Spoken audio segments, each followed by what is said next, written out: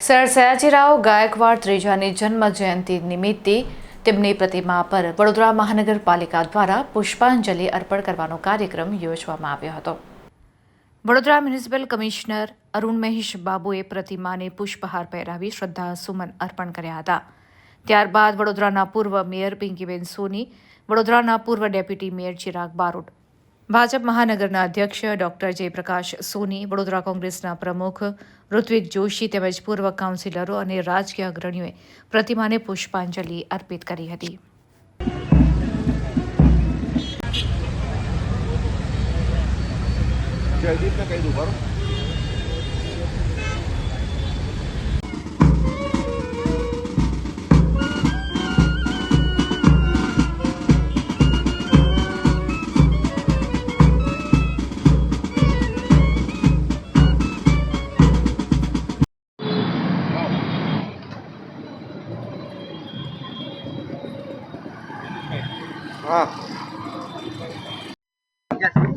સૌપ્રથમ નમસ્કાર। વડોદરાના મીડિયાના મિત્રોને મારફતે આજે તમામ વડોદરાવાસીઓને અમે નમસ્કાર કરીએ છીએ। આજે સૌપ્રથમ આપ બધા જાણો છો કે આપણા માટે ગૌરવની ક્ષણ છે। જ્યારે વડોદરાની યાદ કરીએ તો વડોદરાને વસાવનાર, વડોદરાને બનાવનાર સર સયાજી ગાયકવાડને અમે આજે યાદ કરીએ છીએ।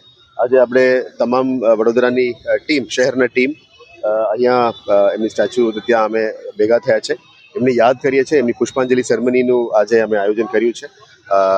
તમામ વડોદરાવાસીઓ જ્યારે પણ વડોદરાને યાદ કરીએ તો સૌથી પહેલાં સર સયાજી ગાયકવાડ યાદ આવે।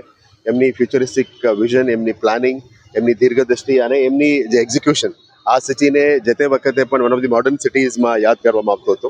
ત્યારે વેસ્ટર્ન કન્ટ્રીઝમાંથી પણ આની ડિઝાઇન અને મોડલને જોવા લોકો આવતા હતા। એમની જે વિરાસત છે એમને અમે પ્રોટેક્ટ કરીને આગળ લઈ જવા માંગીએ છીએ।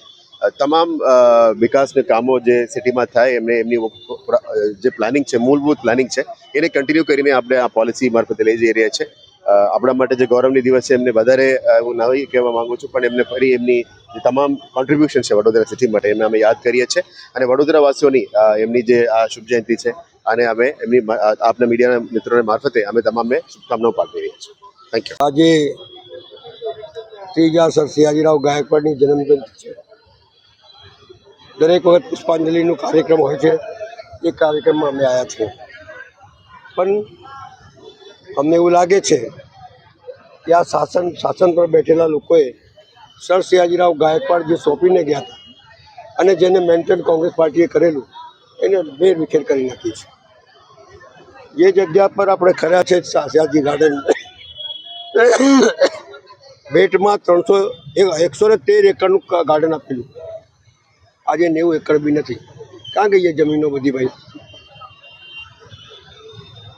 આપણો પેલેસ, મહારાજાનું પેલેસ, લક્ષ્મી વિલાસ પેલેસ, જેની સુંદરતા જાળવવાનું સત્તા પર બેઠેલા લોકોનું કામ છે, એ જાળવી શકતા નથી।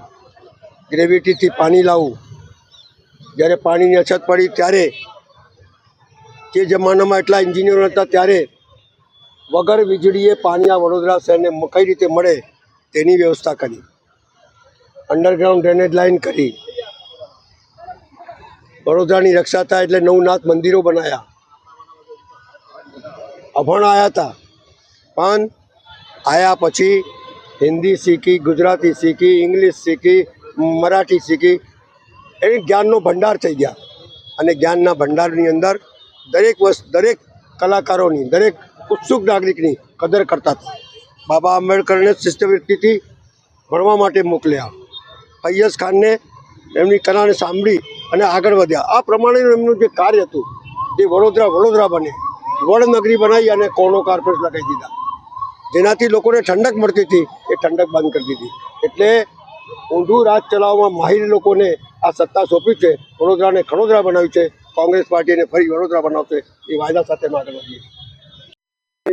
મહારાજા સયાજીરાવ ત્રીજાની જન્મજયંતિ છે। વડોદરા શહેર જે સાંસ્કૃતિક નગરી, કલા નગરી, શિક્ષણની નગરી અને આધ્યાત્મિક નગરી તરીકે ઓળખાય છે, એ ઓળખ અપાવનાર મહાન રાજવી એટલે મહારાજા સયાજીરાવ।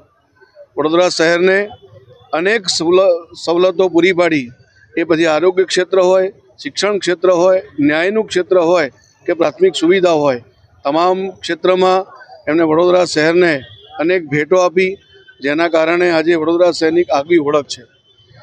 મહારાજા સયાજીરાવજીએ પોતાના સમયમાં વિદ્યાર્થીઓને ઉચ્ચ શિક્ષણ મળી રહે એના માટે સ્કોલરશિપ સ્થાપવી, ઉચ્ચ શિક્ષણ માટેના પ્રયાસો કરવા, કન્યા કેળવણી જે તે સમયે ખૂબ જ અઘરો વિષય હતો એના માટે પ્રયાસો કરવા, ગામે ગામ લાઇબ્રેરી સ્થાપવી અને લોકોને વાંચન પ્રત્યે રુચિ વધે એ પ્રકારના પ્રયાસો કરવા.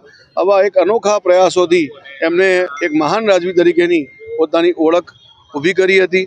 એવા મહાન રાજવી અને આપણા વડોદરાના સ્થાપક એવા મહારાજા સયાજીરાવના જન્મજયંતિ નિમિત્તે આપણે ખૂબ ખૂબ નમન કરીએ છીએ. અને આવા દીર્ઘદ્રષ્ટા મહારાજાના જે કામો કરેલા છે એ કામોમાંથી આપણે પ્રેરણા લઈને એવા જ પ્રકારના કામો લોકો માટે કરીએ એવી અભ્યર્થના.